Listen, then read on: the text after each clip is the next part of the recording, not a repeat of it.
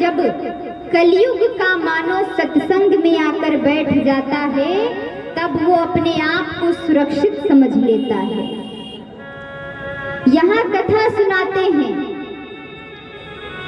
कि एक बार नारद जी जब सुनते हैं कि कलयुग में पृथ्वी पर बड़े बड़े संत हुए, बहुत भक्ति होती है, कलयुग में अपार भक्ति करने वाले हैं, पतिव्रता नारी हैं। जैसे ही नारद जी ने सुना तो नारद जी ने कहा कि एक बार तो हमें जाना पड़ेगा, देखना पड़ेगा कि कलयुग में क्या है। नारद जी पृथ्वी का भ्रमण करने लगे और भ्रमण करते करते नारद जी ने जब देखा कलयुग की दुर्दशा तो वापस लौट जाते हैं। यहाँ सनत, सनतन, सनातन और सनत कुमार चारों ने नारद जी से पूछा, क्या बात है, आप बहुत चिंतित हैं, कोई बात है क्या? नारद जी ने सारी प्रथा बताई।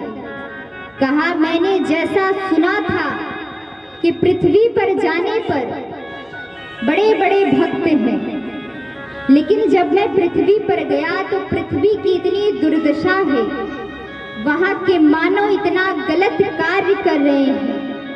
एक स्थान पर मैं घूमता घूमता गया तो मैंने देखा कि कोई अपने छोटे छोटे लड़ाई अर्थात जमीन और जायदाद के लिए दो सगे भाई लड़ रहे हैं आपस में।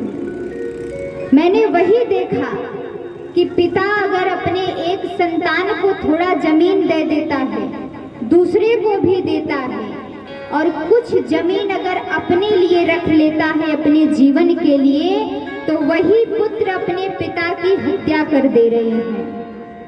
मैं जैसे ही आगे बढ़ा, नारद जी ने कहा कि मैंने देखा कि जिस स्त्री का विवाह हो जाता है वो जब ससुराल में जाती है तो दहेज के लिए उन बहुओं को जला दिया जाता है। मैं आगे और बढ़ा तो मैंने देखा कि रास्ते से जो एक गाय के अंदर 33 कोटि देवता विराजमान है, लेकिन मैंने देखा कि एक रोड पर, सड़क पर जब गौ माता जा रही थी तो रास्ते में किसी ने गाड़ी से जाकर के उसे धक्का दे दिया और उसी रोड पर वो गौ माता तड़प रही है। लेकिन सामने से कोई व्यक्ति देखता है, लेकिन कोई भी आकर उस गौ माता की मदद नहीं कर रहा। वो गौ माता जिसे हम पूजनीय मानते हैं, वो तड़प तड़प करके मर जाती है, दम तोड़ देती है, लेकिन कोई भी सहायता नहीं करता है। ये दुर्दशा देखने के बाद नारद जी वहां से जाते हैं, यमुना तट पर वृंदावन पहुंच गए। लेकिन जब वृंदावन पे पहुंचते हैं तब नारद जी ने क्या देखा कि वृंदावन के तट पर पहुंचने के बाद उन्होंने देखा कि एक सुंदर सी स्त्री है जिसके पास दो पुरुष लेटे हैं।